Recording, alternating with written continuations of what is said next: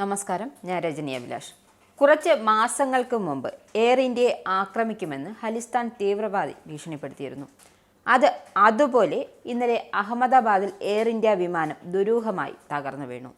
ഇത് എൻജിൻ തകരാർ മൂലമോ അതോ ഗൂഢാലോചനയാണോ?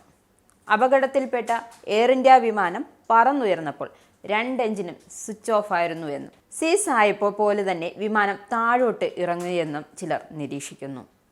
എൻജിൻ തകരാറാണ് അപകട കാരണമെന്ന ആദ്യ നിഗമനം പുറത്തു വരുമ്പോഴും അട്ടിമറി സൂചനയും വിദഗ്ധർ തള്ളിക്കളയുന്നില്ല. ഓപ്പറേഷൻ സിന്ദൂറിനു ശേഷം അതീവ ജാഗ്രതയിൽ രാജ്യം മുന്നോട്ടു പോകുന്നതിനിടയിലുള്ള അപകടം ആശങ്കയുണ്ടാക്കുന്നു. ഈ അപകടം സംഭവിച്ച സമയമാണ് പല അട്ടിമറി അഭ്യൂഹങ്ങൾക്കും പ്രേരണ നൽകുന്നത്. വിമാന അപകടം അട്ടിമറിയാണോ ഭീകരപ്രവർത്തനമാണോ എന്നതും വലിയ ചർച്ചയായിട്ടുണ്ട്. എയർ ഇന്ത്യ വിമാനങ്ങൾക്ക് ഭീഷണിയുമായി ഖലിസ്ഥാൻ വിഘടനവാദി നേതാവ് ഗുർബന്ത് സിംഗ് പന്നു നേരത്തെ രംഗത്ത് വന്നിരുന്നു. What we got to do is to break the backbone of this India.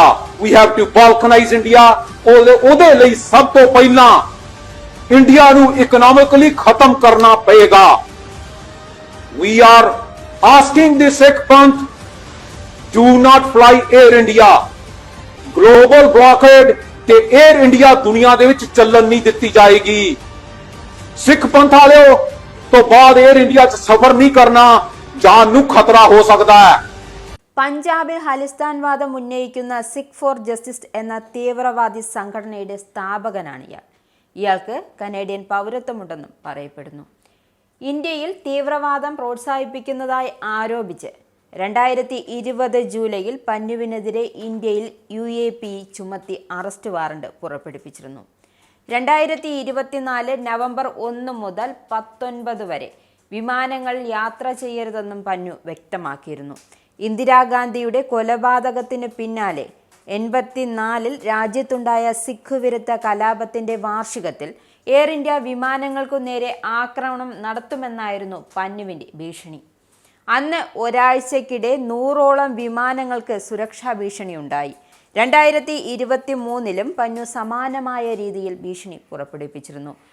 പഞ്ചാബിലെ ഖലിസ്ഥാൻ വിഘടനവാദത്തെ പാകിസ്ഥാൻ സഹായത്തോടെ പിന്തുണയ്ക്കുന്നതാണ് പന്നുവിന്റെ രാഷ്ട്രീയം. സ്വതന്ത്ര സിഖ് രാജ്യത്തിനായി വാദിച്ച ഖലിസ്ഥാൻ ആശയത്തിന് പ്രോത്സാഹനവും സാമ്പത്തിക സഹായവും ഇയാൾ നൽകി. തുടർന്ന് ഖലിസ്ഥാൻ വാദത്തിന്റെ വക്താവായി. സ്വതന്ത്ര സിഖ് രാജ്യമെന്ന ആശയം മുൻനിർത്തി US, കാനഡ, ബ്രിട്ടൻ എന്നിവിടങ്ങളിൽ വിവിധ തരത്തിലുള്ള പ്രവർത്തനങ്ങൾ ആസൂത്രണം ചെയ്യുന്നതിൽ മുൻപന്തിയിലുള്ള പന്നു ഇന്ത്യൻ നയതന്ത്ര ഉദ്യോഗസ്ഥർക്കെതിരെ കേസുകൾ നടത്തിയിരുന്നു. പല തരത്തിലുള്ള നിയമവിരുദ്ധ ഭീകര പ്രവർത്തനങ്ങൾ പങ്ക് തെളിഞ്ഞതിനെ തുടർന്ന് 2020-ൽ ഇന്ത്യ ഇയാളെ ഭീകരരുടെ പട്ടികയിൽ ഉൾപ്പെടുത്തി. കൃഷിഭൂമി കണ്ടുകെട്ടി പഞ്ചാബിൽ രാജ്യദ്രോഹവുമായി ബന്ധപ്പെട്ട 3 കേസുകളിലടക്കം 22 ക്രിമിനൽ കേസുകൾ പ്രതിയാണ്. 2022 ഒക്ടോബറിൽ പന്നുവിനെതിരെ റെഡ് കോർണർ നോട്ടീസ് അയക്കാൻ ഇന്ത്യൻ ഇന്റർപോളിനോട് ആവശ്യപ്പെട്ടിരുന്നു. എന്നാൽ തെളിവുകളുടെ അഭാവം ചൂണ്ടിക്കാട്ടി ഈ ആവശ്യം നിരസിച്ചു. 2023-ൽ ഇയാൾക്കെതിരെ വധശ്രമമുണ്ടായി.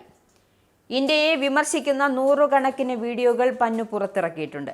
2023 സെപ്റ്റംബറിൽ പ്രധാനമന്ത്രി മോദിയുടെയും 2 മന്ത്രിമാരുടെയും രാഷ്ട്രീയ മരണത്തിന് ആഹ്വാനം ചെയ്തു. ഇന്ത്യൻ നയതന്ത്രജ്ഞരുടെ പേരുകളും ചിത്രങ്ങളും സഹിതം ഇന്ത്യയെ കൊല്ലുക എന്ന് എഴുതിയ പോസ്റ്ററുകളും ഇയാൾ ഇറക്കിയിരുന്നു.